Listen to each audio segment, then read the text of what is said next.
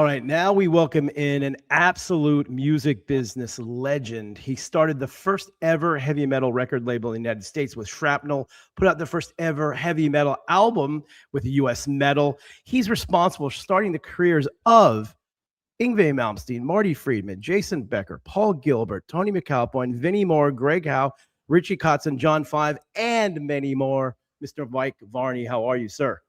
Hey guys, I can't claim John Five, that's for sure. No, he Oh, came to me well, after he was famous, but I did oh, work with him. we need He's a to change nice your guy. Wikipedia page, apparently. Oh, geez, a guy that wrote that is somebody I don't even know. It just showed up one Oh, day. there you go. I better go Well, correct it. all right. Well, yeah, you can still take Sorry the about credit. that. It's all good, my friend. It's all good. So No super problem. happy to talk about UFO today. Song "Let It Roll" from the incredible Yeah, album "Force It." We've talked UFO before, and clearly, I mean, all you have to do is notice what song Iron Maiden comes out to before they come out, which is "Doctor Doctor" by UFO, to know how influential this band was. Why did you pick this particular song and this particular band? well, I've got a story that goes with it, and Oh, perfect. quite a few of them, but I don't know how far afield I can go. We have some little bit Go of time. wherever you want to go. Wherever you want to go. Okay, well, I had Lonesome Crow. I started collecting records when I was 6 years old. So, I got into this, guitar music, when I was really, really young. And I had the first couple of UFO records, the Flying and, the UFO one or whatever. The first one was on in America, came out on Rare Earth Records, a Motown label, which is totally crazy. But anyway, so when Phenomenon came out, I bought that because Michael Schenker I knew had been in Scorpions. But Schenker had stepped up his game because he was a year older or something. And Yeah, he just he kept getting matured. better, kept getting better. Yeah, he matured. He kept getting better and better. So I bought that album and I thought, God, this is great. I just played it and played it and played it. And I loved his guitar tone. I loved his playing. He was just, at that time, probably Uli Roth, Gary Moore, Michael Schenker were my favorites probably in the 70s. And Gary Moore, I heard on all kinds of things before, obviously he went solo. And anyway, so I was in a punk band called the Nuns, and twice in 1977, 78, I played 8 shows at the Whiskey, first opening for Dictators with the Nuns, and then with another band opening for Budgie for 8 nights. Anyway, at the Nuns show at the Whiskey, um, Rodney Bingenheimer brought Phil Mogg up to the dressing room. And the other guys in the band and the girl, they were real, into punk rock. And nobody was into UFO. So nobody even knew it was Phil Mogg. But I was 19 years old. I'm freaking out because Phil Mogg's in my dressing room and nobody really wants to talk to him. So I started talking to him. We have this great conversation. And he told me that Michael had joined a religious cult or something to that effect, which I think was just a joke that somebody came up with, but it was kind of being perpetuated. And he was missing, I guess. Maybe he just said he was missing. And he said they were playing Winterland and they had a substitute with Paul Chapman, which I knew Paul Chapman because I like Lone Star. And so anyway, invited me to come out because I told him, I said, I know this guy that can play your stuff note for note. There's a guy named Pat Giavone. I met him in a record store in Terra Linda, California. He saw me with a record that he wanted to hear. He goes, I came down to buy that today. I said, well, I'm sorry, I'm buying it. He goes, where do you live? I said, Nevada. He said, stop by my house and you play that for me. Now, back then, that didn't seem that weird. So, Yeah, because, yeah, we didn't have the internet exactly. or anything. There's no way for him to hear this record. So I stopped by, played it for him, a little tape recorder with a Melody Maker guitar. At that time, 19, at that time I was 15 I was 16 actually. Yeah, at 16, I had a lot of nice equipment, but he had a little tape recorder for an amplifier, this little guitar. So I plugged in and thought I was going to blow him away. Well, he plugged in and played Let It Roll and Mother Mary and the Mother Mary guitar solo. He's just ripping on it like Michael Schenker. He's got the tone out of a tape recorder. How do you do that? I don't know. So by that point in time, I'd heard the best guitar player I'd ever seen up close. His name was Pat Giavone. So anyway, we went down to Winterland to introduce Pat to Phil because I told Phil I had somebody and he was interested. And we get in the dressing room backstage and Michael Schenker walks in. Now, how awkward is that? I've got this guy that I'm trying to get to Phil to replace Michael Schenker. And all of a sudden there's Michael Schenker in the room. So anyway, I did get to catch one of the shows with Michael Schenker and Paul Chapman together, which was pretty amazing. awesome. Pretty awesome to see. So anyway, 1982, Phil Maud called me back and wanted me to help him find a guitar player. So he came up to Marin County to Peter Marino's studio, who was the singer of Le Mans, and we had a cattle call. And I brought Atomic Tommy in there, and then he ended up, joining UFO and playing on Misdemeanor. And then, of course, I produced a bunch of Michael Schenker records, and I was producing Mogwai with Phil. And eventually we got UFO back together. I got those guys talking again, and we did a couple of UFO albums on my label. But getting back to Let It Roll. Sorry. I just have a big history with UFO. I've known Phil since 1977. So it was pretty just awesome to get connected at that young age to like my favorite band. But what really got me about Let It Roll, it had every element that kids, guitar players back then, that were looking for something exciting. I mean, first of all, it starts off with feedback, right? It just got that humming note, then that insistent dun, dun, dun, dun, dun, dun, dun, dun, that pounding groove. And then Phil, I think, is singing probably toward the top of his range in that song. Yep. He's really belting it. He's really belting it out. And then that first lead break comes in, and it's so loud. Like that's the way I like to hear guitar. I want it to be, as loud as the lead vocal. And a lot of times people think the lead guitar, it's not supposed to be as loud as the lead vocal. But I say you're taking over for the lead vocal, crank it up. So it's just in your face, this pounding lead break. The tone was nuts. The vibrato was out of control. And then, after the next verse and chorus, they get into that thing. I don't want to call it a jig. It sounds like I'm making fun of it, but it's a and of course, as a kid, I had to learn it, and that was a song that I learned because I really thought it was so great. And after the jig, the guitar climbs up to this halftime section. And then what I really liked about that, there's like a guitar harmony, and in the back, there's these crying guitars. And then Michael Schenker's ripping over the top of that. And I don't know, that solo is just amazing. And then, of course, it's got the lead break, da, da, da, da, da, and he's just insane guitar playing. Yep. And then you go back to that jig again, and then it ends with a great guitar riff leading up to a cold ending, just bam. And I don't know, it was a perfect rock song for a guy who grew up on Led Zeppelin and all this proto metal stuff. Yeah, I mean, 100%. I mean, I'm Schenker's also my favorite guitar player of all time, and this is a song where it really showcases him, and that's what I always come out of it whenever I listen to it. I'm like, oh my God, this guy is insane. And what was he, like 17 at the time or something crazy like that, or 18? Or no, I think he joined it. Yeah, 16. He was 17. Young. He was really young.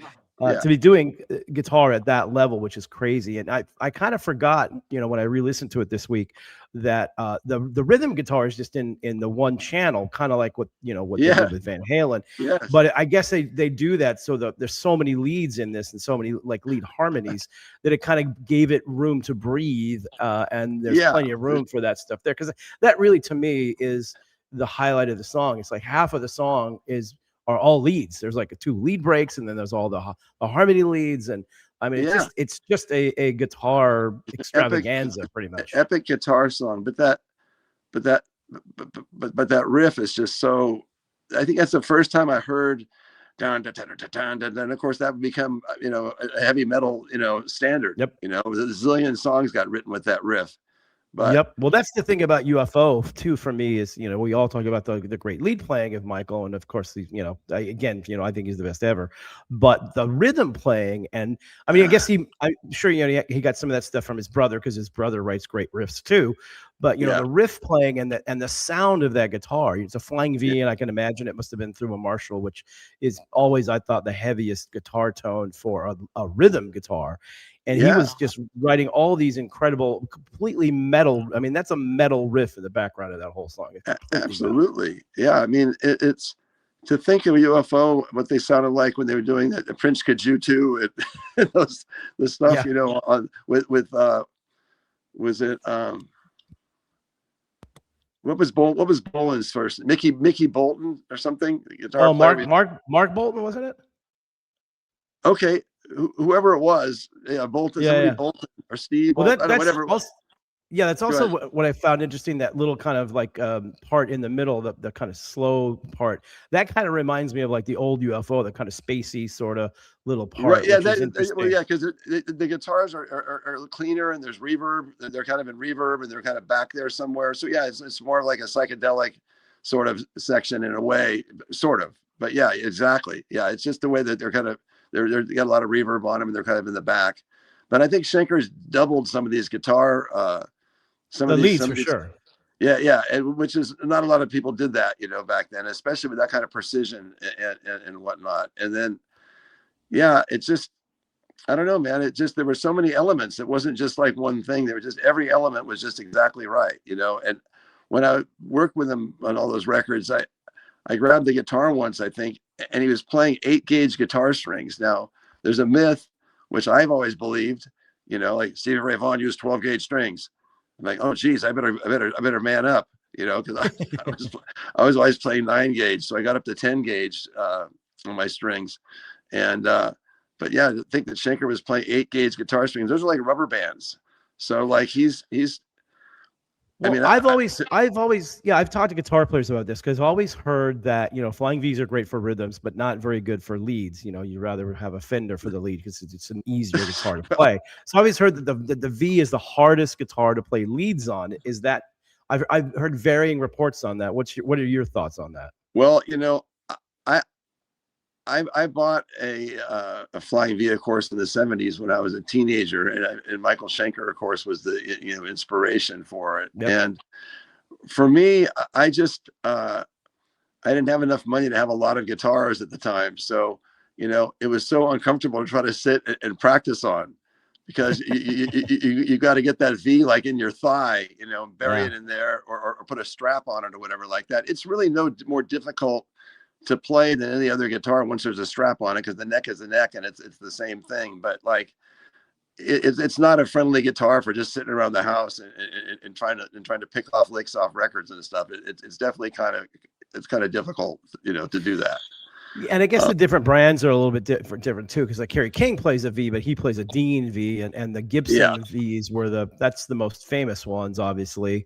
yeah. And I think because I asked Kerry about that, like why the Dean, and he just loves the way the Dean guitars feel, and it works well for him. And I think from what he said too, it's even though it's a V and looking, but it's just a different guitar to play. That's a little easier, I think, than the Les Paul, something like that. Oh, well, okay. Well, okay. I can address that. Yeah. The Flying V is absolutely access all the way up to the top of the frets. SG, you can access all the frets because it's cutaway, right? The V doesn't even have a cutaway. It's just a slant, right? So you can get up to the high notes and there's nothing obstructing you. The Les Paul, you got that horn there. And so you got to reach over the horn, to get up on the highest fret, and it's, you have to have a big hand, and, you have to get used to that. So yeah, that Les Paul to me would be it's harder to play than a Flying V, in my opinion, anyway. Yeah, it was kind of funny. One of those UFO records that we made, Michael was supposed to come back and play these outro leads, right? And I said, okay, I'll see you next week or whatever. He goes, I'm not going to imitate him, but I can do a pretty good job. But anyway, he said that he just couldn't come back. And I said, I thought I was going to scare him. And I said, because he never heard me play guitar. I said, I guess I'll just have to play him. And he said, oh, okay. So he was relieved he didn't have to come back because he booked something else, right? So we get off the phone and he calls back and he goes, wait a minute, how is your vibrato? And I said, well, it's going to have to be good enough, So a lot of the records that we used, I had a Marshall JCM 800 that he liked. And so I plugged the Flying V into that. And I started playing over a couple of the outros on this album. And I played them, but after that, I thought, I can't do this. This is stupid. So anyway, they're on there. Nobody's ever complained. I've never seen anybody in writing go, what is this shit at the end of this song? But I'm no Michael Schenker by not by any percentage of 100%. But yeah, I just thought it was so funny though. Okay, that sounds good. And then wait a minute, it calls back. How is your vibrato? But he was fun to work with. He was a real character, and I got to say, he was intermittently, not his best, but for whatever reason, when he came to the studio to work with me, he was on his game. Good. You know. Yeah. I've only talked to him a couple of times, but he definitely seemed very aloof. But then again, my theory over all these years of working with musicians are that the guitar players who don't sing, for the most part, are very unusual human beings. I think mainly because they just sit in their rooms their entire life learning how to play guitar, and they don't have any real sort of skills to deal with other people, any sort of human skills. So they're very quiet or very aloof. A few exceptions. For some reason, like guitar players who sing, it's a whole different thing. They're normal people. But the guitar players who don't. They're more extroverts. Exactly. So they're used to dealing with humans before, but I think there is exceptions, because one of my best friends is Kerry King, and he only plays guitar. But I did learn that he actually does sing. He's never sang on a record, obviously, but the demos that he does, or the demos that he's done over all these years, he's always singing on them. So hey, man, maybe that guy needs a solo album. I was trying to, I think I might have heard a little bit of, he played me some demo one time, and it wasn't great, but he was able to do it so that, whoever's going to be the singer can figure out what they're doing. In a lot of cases, it was Tom Araya. Vinnie Moore's a pretty good, Vinnie Moore can sing pretty well. He doesn't want to do it, but he made some demos for a record that we did. It was called Red Zone Rider, and it was a band, and he sang on the demos, and he sounds fine. But some people can sing and just don't want to sing. Yeah, or the opposite. Like, there are singers who are great singers. They play guitar, but they don't want to play guitar live or whatever. But like King Diamond, for example, I mean, a lot of the guitars on a lot of the King Diamond records, I mean, he's probably playing at least half of them, if not more of them. But he's never played guitar on stage, which is interesting. Well, I think singing and playing guitar is something you have to start doing, and then and keep doing it. And a lot of people develop their voices after they've made it. And over time they just work on it. If they made it when they were young as a guitar player, and then it's awkward to try and sing and play if you haven't been touring and doing that your whole life. Yeah, it's being able to play. It's hard to do. It's hard to do both, right? Well, yeah. I mean, unless you've been doing it, and so if somebody hasn't been singing, it depends really how their brain works, I guess, because you've got to be able to play something that goes against sometimes rhythmically or the time or whatever of what you're singing. They're not just going together on going boom, boom, boom, and you're singing right to the beat. There's things you have to play, and to think about both is not really easy for someone who hasn't had a chance to develop in the public eye in some way. Exactly. The best example of that is one of my all-time favorite bands is Coheed and Cambria. And right. Claudio is doing all these crazy things with his voice, and also this super proggy stuff on guitar. And they interviewed him. I saw an interview with him once, and they asked him about that. And he's like, I don't know. I just kind of, I figure out the vocals, and I can just, so it's his brain is wired way differently than ours is, or at least mine is. I mean, it's kind of like drummers too. You sit there and start trying to play a drum set, and all of a sudden your right hand wants to go with your right foot. Yeah, exactly. I mean? But drummers can separate everything out and have one foot doing one thing, another foot doing something else, another hand doing something. They do have total independence. Some people just can keep that in their brain, and others can't. I think it's kind of that way with guitar playing and singing. Nobody wants to develop once they're known as a great guitar player. A lot of people just don't want to get out there and have anybody think any less of them as a singing guitar player, even if they're really good. Yeah. And that's a part of my brain that never functioned or matured, apparently, because I can play 0 instruments. I can barely do a 4/4 beat. That's about as far as it goes. Well, other than that, I can't do anything. That's why you're a better businessman. Well, that was my only choice. Is I'm going to be in the music business or be around music. I'm going to have to do something other than play. So, it was a pretty bold move when you did that, and I always liked you, and I love talking about bands with you and stuff. I think the first time you mentioned Lars to me, I don't even know if Metallica was even together. I think when he went to Europe, he wasn't in Metallica, right? No. I just met him about the year, but I'm actually at a Michael Schenker show. Well, I take that back. My friend John Cornarins met him at the Michael Schenker show in December of 1980. It's a famous story where he's wearing a Saxon European T-shirt, and John goes, where did you get that shirt? He goes, you know who Saxon is? And the three of us became like the three new wave of British heavy metal musketeers around Southern California. But there was no Metallica then, right? No Metallica. I remember Yeah. I was at his parents' house and in his room once, and he had just drums set. It wasn't put together, just laying on the floor. I'm like, what is that for? He goes, I'm going to start a band. I'm like, yeah, sure you are, Lars, whatever. And then he did, and they did okay. When you told me about them about Lars, he wasn't in a band. He said, I've got this friend named Lars. He went to England and he stayed with Filthy Phil and he met, so and so over there and he did this and that. Spent a month with Diamond Head over there. Yes, I just knew him as a fan that was a friend of yours because you would talk about his exploits in Europe and stuff. And then all of a sudden you told me that he was starting a band. And of course I had the same thought also. Like I've been playing since I was a kid. I'm like going, geez, this guy's going to start a band. Okay. And then look what he did. Unbelievable. It's incredible. Well, anyway, that was an early member of me talking to you about heavy metal and you mentioning him as he wasn't even in a band. Yeah, it was amazing. Yeah, and craziness. But back to the UFO a little bit. The one thing I love to do with this show, and I think it's important, and we try to live up to the name of the show, but it's to really talk about stuff. And UFO to me is one of those bands. Like we're talking earlier about the heavy riffs, and how they were really so far ahead of their time. Obviously there's Sabbath and Deep Purple and all that stuff, but the riffs that Michael was doing, and just the whole song structure of a lot of this stuff were, they're a hard rock band and, they had their kind of, hit, not hits, but radio friendly ish songs. But at the core, I thought they were like one of the original real metal bands. Yeah, they certainly were. And like I said, that I don't really remember hearing that in these 60s hits. And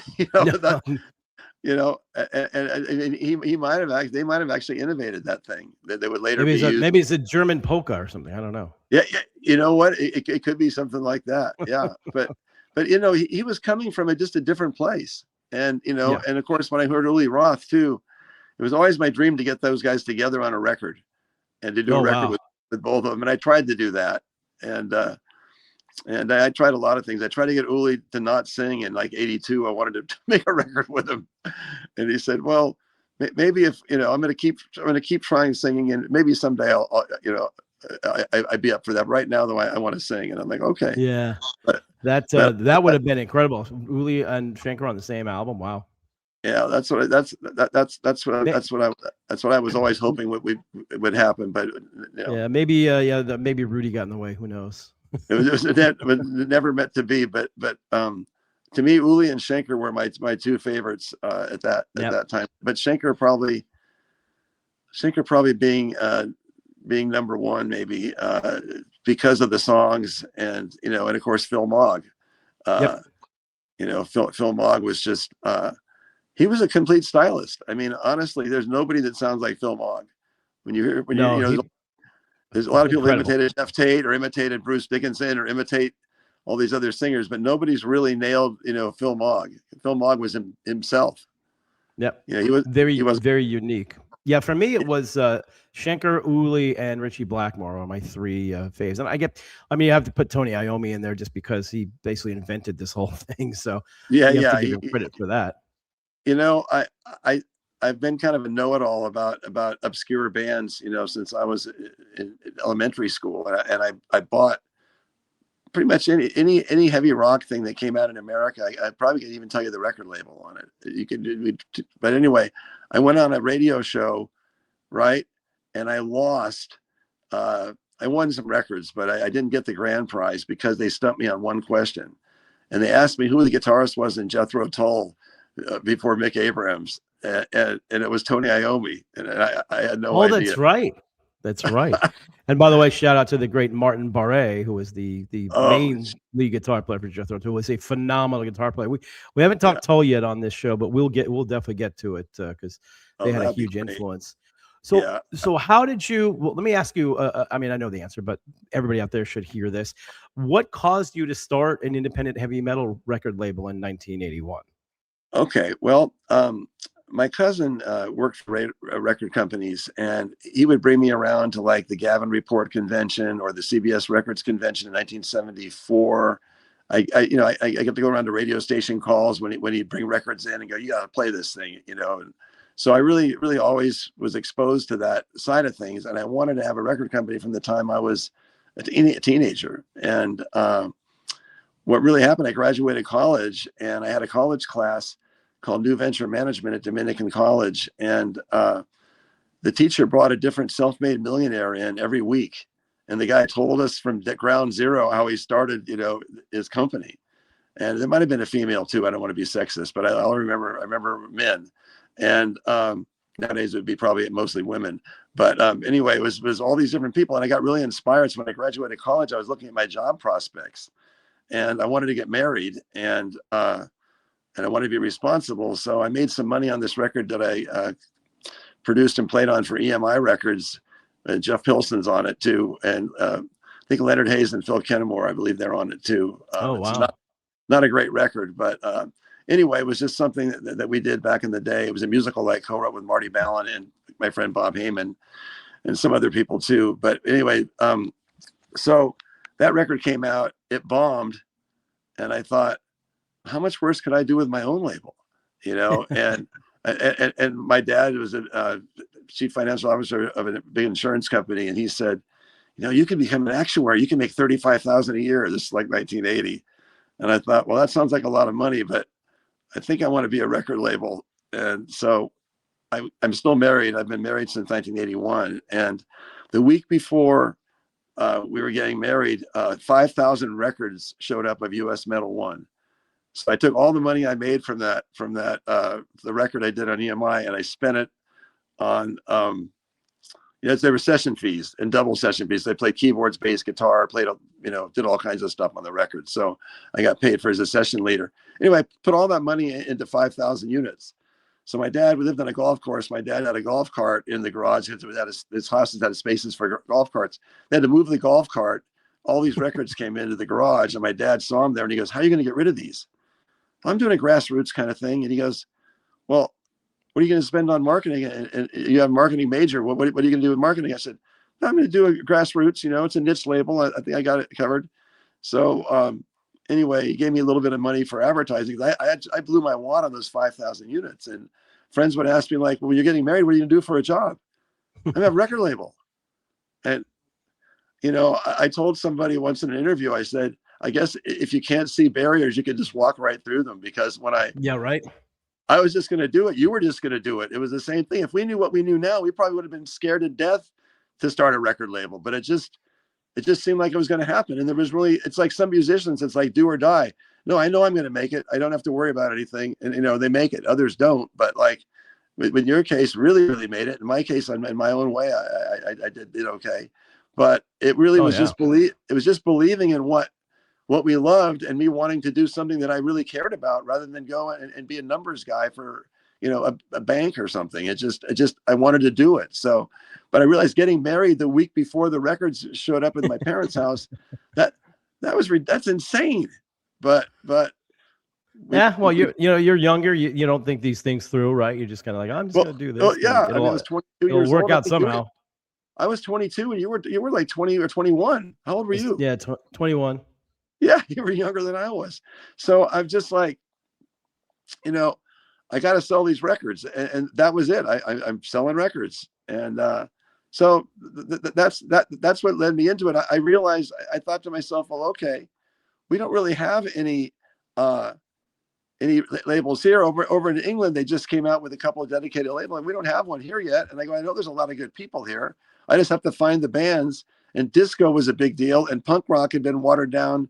When I was playing punk rock, it was punk rock, but by then, it was watered down into new wave, and all these mainstream artists were called punk rock, and they weren't punk rock, And so, but all I wanted to really do was just do music that I really liked, and the music that was at the core, it was guitar oriented, heavy rock, and that's what I wanted to do. So that's what made me start the label. But if I would have known more, I probably would have been scared to death. I can't even believe now that it even worked out. And I honestly feel it was just a lot of luck. And I think it's it's a lot of luck, but it's also a lot of hard work. But when you love the music, I mean, that was the thing for me too. It's like, I just love the music. I just want to do anything I do to help. So when you love it, you don't really think about anything else, and it just, you Yeah, know, you're just exactly. doing it until you can't do it any longer. So when you love it, it's a lot easier. You don't think like, where is this going to take me in 2 years or whatever. I mean, and when I used to call you on the phone, I didn't have that many people I could talk to about this music. Yeah. It wasn't. I mean, people had jumped on these other trains, and we had disco music was big, and new wave, and punk rock, and like heavy metal. I remember Howie Klein, super nice guy. You know who Howie Klein is? He Oh was yeah, very well. I knew Howie. Howie's great. Was okay. So great. Rest, so rest in Howie peace. Howie said something like, that's dinosaur music. What are you doing? And another friend of mine who I won't say, but he's a very, very big industry guy now. We were just friends before either of us were doing anything. And he told my fiance at the time, or no, I guess I just got married. I'm afraid your husband's going to be eating some of those records, because it just seemed insane to press 5,000 units of something. And what did you press a Metal Massacre one? I only had money for 2,500, so I did 2,500 on the first run, which sold But out in like a week. I mean, yeah, because I know that's the same thing. It's like, how nuts were we to press that many records? I mean, look at that nowadays. Like, oh, I found this new band. Let's press 5,000 records. It's like, it doesn't work that way anymore.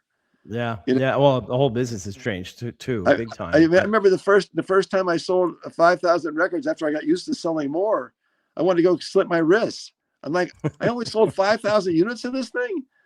What is wrong with me? I mean, what happened? And it was just so crazy to think that we got both had some stuff out of the box that did pretty well, and all of a sudden we were modeling our label after probably you did too, something that had to sell 2,500 or 5,000 units, and we're good, and then all of a yeah, sudden, well, yeah, it was independent.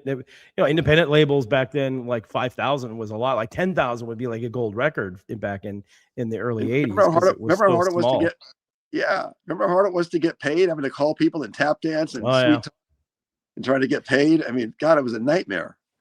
Yeah, and of course I made every mistake humanly possible on that first record, but I did learn from that, so it helped. Well, But yeah, it's a whole different scene back then, and you're right about the metal thing because that was, it was coming into the new decade, and everybody's like, oh, metal's over, and nobody cares about that anymore, and everybody's like you said in the new wave and disco and all these things. But I was firmly seeing what was going on in England with that whole new wave British heavy metal thing. And that's what really influenced me was like all these bands doing it themselves and everything. Like I thought at that time every single band was amazing, and this is going to revolutionize everything, and metal's going to be really huge. And not knowing that it ever really would become that way, but it's crazy. no, I mean, and I didn't mean to disparage Howie Klein. He was great and obviously had a huge But career. But he just wasn't into that music, and that was at my core, but it wasn't his. So that's well, all. that was why us Howie was a independents visionary. did it. Yeah, Which is, but that's why us independents did all the work because the major label people could care less about this music. They could. That's one of the reasons why I did what I did in the first place was all these metal bands playing in LA. Like no label's going to sign any of these bands. They don't care yeah, about this music. and two bands were coming to us and saying, uh, here you can have our record, just put it out, and give us a Yep. decent royalty. And then, Yeah. a few years later, it was like, what am I getting up front? Hey, Yeah. I want to go into this studio. I don't want to do it. I don't want to work in that place. I want to go here. I want this producer. I want this. I want that. And then of course we came full circle to bands going, hey, I got this record all finished, man. I just love it if you'd put it out. And then, my philosophy is probably the same as yours. If it's not worth investing in, it's not really worth putting out. Like if I wouldn't pay some minimal amount of money at least for it, I don't want it for free either. Well, yeah, especially if it's, I mean, you get what you pay for sometimes too. And a lot of times, you hear stuff like that and it's just, yeah, it's, that's what I'm saying. I don't want to say it's not good because it's just my opinion, but it's not something that I would be into. So, and I'm sure it's the same way with you. If you're not into something, like I'm not going to put it out. Yeah, that was the whole thing. I got into the guitar instrumental thing because, I have a religious background and some of this music lyrically was just starting to really, it was starting to bother me. So I thought, sorry about that. no, yeah. How can I stay in the game and still feel good about myself? So that's why I got into that. I got into that other kind of, I got into instrumental music and stuff because I didn't have to worry about the lyrics so much. Yeah, But that that's worked just out. that was my personal journey, and so anyway, but yeah. Well, you've done extremely well, and we all appreciate all you did, because that if it wasn't for you and a lot of other people, this genre might not have taken off like it did. So it needs. Hey, well, you too, it needs Brian. And maybe if I put out my first record and nobody bought it, that might have been scary. But yeah, you probably would have been undeterred. You would have probably done it anyway. But at least at least it was working for me. But no, I mean, when I first talked to you, you wanted to do anything you could to. I mean, you had a magazine. You want to do anything you could to support the genre, and you certainly did. What a great career you've had. Always liked you and admired what you've done. Oh, well, thanks, man. I appreciate it. And same to you, by the way. And thank you so much for doing this too. That was a blast. Hey, I appreciate you guys. Thank you for having me on. It's nobody, my phone doesn't ring much anymore. So thank you very much. Oh, I had to get you on. You can't leave yet though, because we have to upload the